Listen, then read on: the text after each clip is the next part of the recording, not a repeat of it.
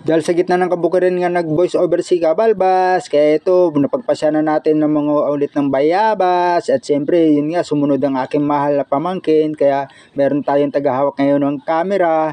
At ito yung paligid nga ng aming pinuntahan ng aking mahal na pamangkin, no, di ba? Nasa gitna kami ng kabukiran. Siyempre, sa kalsada lang kami para hindi na kami pumunta ron dahil nga mabasa dito ang mga pilapil at mapuputik dahil nga nasa ulan. At kung nakikita nyo to, mga Kabalbas, ang lawak ng kalabasan, no? At yun, may natanaw kaming bayabasan. At yun, agad-agad nga na pinunta ng aking mahal na pamangkin dahil gusto niya raw manguha ng bayabas. At yun nga, siyempre wala tayong magagawa. Naunahan na tayo. At ako na nga lang kakuha ng camera. At siyempre, dahil siyang gustong kumuha ng bayabas. At siyempre, siya na rin yung aking pinaakyat. O diba mga Kabalbas? At yun nga, at papaakyat na siya ng bayabas at may nakita siya mga ilang hinog na. Pero napakatalas ang mata niya. Ako hindi ko halos makita kanina. Ayun pala, madilaw-dilaw na rin yung nakikita niya na mga hinog na. At yun, siyempre, hinayaan ko na nga lang siya umakyat. Total naman, bibigyan niya naman ako pag nakakuha siya ng bunga. O ganun lang naman yun, give and take. At yun na, napinitas niya na nga yung nakita niyang hinog. Dalawa agad yung nakuha niya. At sabi niya, Tito, meron pa doon sa kabilang puno kung aakyatin niya pa raw. Sabi ko naman, sige, bahala ka. Ang importante, mag-iingat ka, mahal na pamangkin. At yun nga, numpisan niya na. Ayun lang ang sinasabi ko. Sabi ko sa kanya, mag-ingat. At yun na, antik ang nakuha niyang kagato, mga Kabalbas. Pero matapang ang aking mahal na pamangkin na yan. Doon daw siya sa kabilang puno na karugtong din yan. Doon siya umakyat, di ba?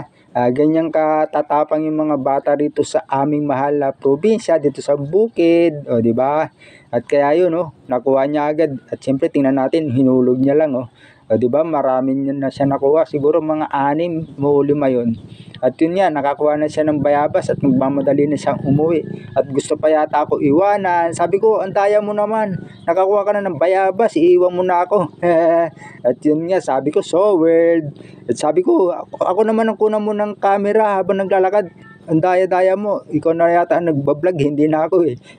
Pero joke lang yun mga Kabalbas. Binibiro ko lang yung mahal kong pamangkin. At siyempre gusto ko rin siya masanay sa ganitong gawain nung magbablog-vlog siya. At ito nga pala, may pinapahulaan ako sa inyo kung ano yung hinahatak ng aking mahal na pamangkin. O yan ayan, di ba? Sabi ko kanina, niloloko mo naman ako, short yan eh.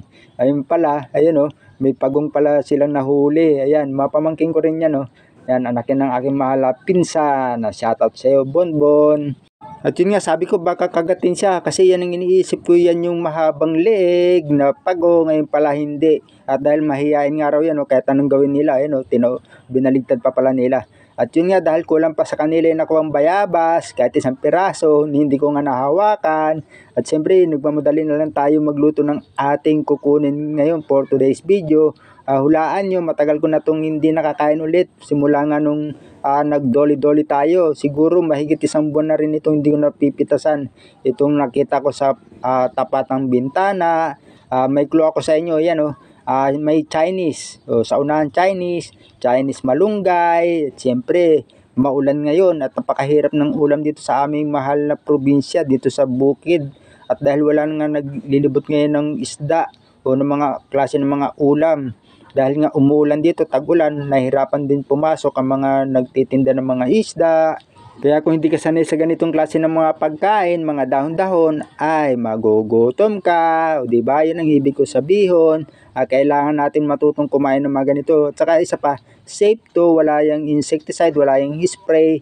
Kung hindi, sa bakunan lang natin yan tumutubo. At siyempre, tinanim ko nga pala noon yan dahil hiningi ko yan sa aking mahal na kapatid, yung mga sanga ng Chinese malunggay na yan. At yun nga, swerte naman na tumubo at lumago. Akala ko nga dati mga Kabalbas, hindi ako marunong makapagpatubo ng mga tanim eh. Sabi ko, mainit ang kamay ko sa mga pananim. Hindi pala, buti na lang at ganun nangyari at pwede nga pala ako magtanim-tanim. Kaya ito, yung sa ating munting bakuran. At ayan, sinasabuyan ko yan ng mga buto ng mga saluyot para dyan sila tumubo, di ba? Hindi sila nakakasagapal kasi nga wala naman akong pepestuhan na iba at dun. At hindi lang naman ako nakikinabang dyan, yung mga kapitbahay ko rin na humihingi sila ng saluyot, siyempre talbos ng sili o talbos ng ampalaya, saluyot, basta kung ano lang mayroong talbos dito sa loob ng aking munting bakura na humihingi sila. At yun, di ba, masarap talaga meron kang espasyo na tanim-taniman, lalong-lalo na at medyo maulan at napakamahal nga dito ng mga ulam. At napakaswerte ko naman talaga mga kabalbas kasi nga naman meron tayong espasyo nga ito na tataniman natin at may gulay-gulay, mga daon-daon tayo. Dahil alam nyo naman sa panahon namin ngayon dito sa aming mahal na probinsya, tagkiriwi ngayon, ang ibig sabihin ng tagkiriwi, mahirap humanap ng mga pang-ulam-ulam na kung hindi ka sanay sa mga ganitong sitwasyon ay hindi ka makakakain. Siyempre yun nga, magugutom ka, o diba sinabi ko yung kanina. At nung nakuha ko na nga yung aking mga kailangan ng mga dahon-dahon, ito inaayos na natin siya dahil napakadali naman gawin yan dahil konti lang aking kinuha, yung isang pang-ulaman lang dito ngayon sa aking kakaining hapunan. O diba? Siyempre habang namimitas tayo kanina, nakasalang na tayo ulit ng takuri na may tubig para pagkatapos nga natin mag-prepare ng mga dahon-dahon, ito diretso na agad natin na bubuhusan yung kaserola ng tubig na mainit. Siyempre lalagyan natin agad yan ng asin, ng pampalasa, yan, konting bechin lang palagi kasi alam nyo naman mahirap na pag maraming bechin. Siyempre nilagyan din natin ng konting sili para mayroon kagat ng anghang na sinasabi nila. At yun nga, inugasan na natin itong ating mga gulay-gulay. Ito nga palang gulay-gulay ito, saluyot, Chinese malunggay, at saka yung tinatawag na yung mahaba na talbos na tinatawag na kamote-kamotehan. Yun, kung kumakain kayo ng ganun mga kabalbas, at sanayan lang naman yan na pagkain ng mga ganun mga klase ng mga pagkain. At habang nakasalang itong ating niluluto mga kabalbas, siyempre isa-shoutout ko muna yung mga walang sawa na sa ating sumusubaybay, mga organic followers. Ito nga pala, Rolando Miguel Chavez, Erwin Nubela, Kabayan, Beth Condes, ang asawa ni Mangyan Mekaniko. Subscribe nyo raw siya sa kanyang YouTube channel. At kay Nick Justin Mapalad, siyempre hindi kita nakakalimutan kung sakali tayo ay maging sikat. At kay Eric Federico Pacon, ayun, kamusta ang bukid natin dyan bro? Kay Darmong, kamusta po? Kay Jenaline Garcia, ingat po lagi sa iyong trabaho at sa pagdadrive. At siyempre yung taga Korea na hindi ko mabasa ang pangalan, pasensya ka na.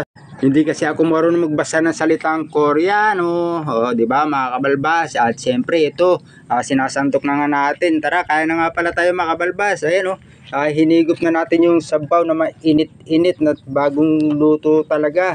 At ngayon nga, siyempre malamig ang panahon, maulan dito sa aming mahal na probinsya. So tara, ayan sinasantok na natin yung nilalagay na natin pala sa kanin. At yun, tara kain tayo, unang subo. Siyempre, di ba sabi ko nga sa inyo ang unang subo. Pero dapat sandok pa lang ginamit ko o pala para mas marami, mas masarap.